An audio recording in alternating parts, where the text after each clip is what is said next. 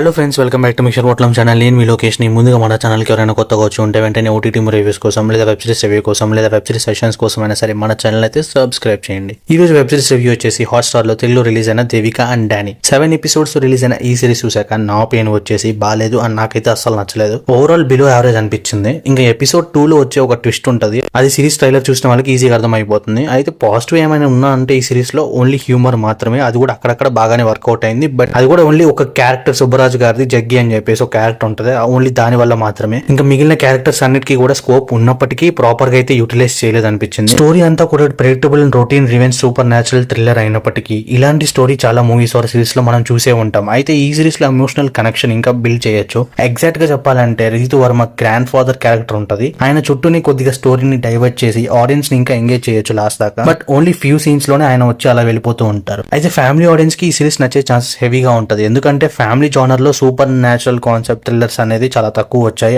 అది కూడా తెలుగులో చాలా తక్కువ ఉంటాయి అండ్ ఎవరికి తెలిసి ఉండదు కాబట్టి. బట్ మిగతా వాళ్ళకి రెగ్యులర్ గా వేరే లాంగ్వేజ్ సిరీస్ చూసే వాళ్ళకి నేను ముందుగా చెప్పినట్టు చాలా చోట్ల చూసే ఉంటాం కాబట్టి అస్సలు నచ్చదు. సో ఇలా 2 ఒపీనియన్స్ ఉంటాయి. ఇంకా లాజిక్స్ విషయానికి వస్తే అవన్నీ పక్కన పెట్టేయాలి. ఇంకా టోల్ కాన్సెప్ట్ ఒకటి ఉంటది, ఇంకా దండం పెట్టాలనిపించింది. చెప్తే బాగోదు, మీరే సిరీస్ చూసాక కామెంట్ చేయండి మీకేమనిపించిందో. స్టోరీ అంతా కూడా రామాపురంలో గవర్నమెంట్ స్కూల్లో టీచర్ గా చేస్తున్న దేవిక రీతు వర్మకి తన ఎంగేజ్మెంట్ కి ముందే డానీ అనే పర్సన్ తన లైఫ్ లోకి వచ్చి హెల్ప్ అడగడం జరుగుతుంది. సో ఎందుకు ఆ హెల్ప్ అడిగాడు, ఆ హెల్ప్ ఏంటి అండ్ దాని వల్ల దేవిక లైఫ్ లో వచ్చే కాన్సిక్వెన్సెస్ ఏంటి ఆ లాస్ట్ కి ఏమైనా తెలియాలంటే ఈ సిరీస్ చూడాల్సిందే. Overall review of the series వచ్చేసరికి జస్ట్ టైం పాస్ కోసం అలా ఒకసారి చూడొచ్చు, అది కూడా ఓన్లీ ఫ్యామిలీ ఆడియన్స్ కి మాత్రమే. But not everyone's cup of tea. And మీరు కూడా ఒకవేళ సిరీస్ చూసాక మీకేమనిపించిందో please do comment. Thanks for watching.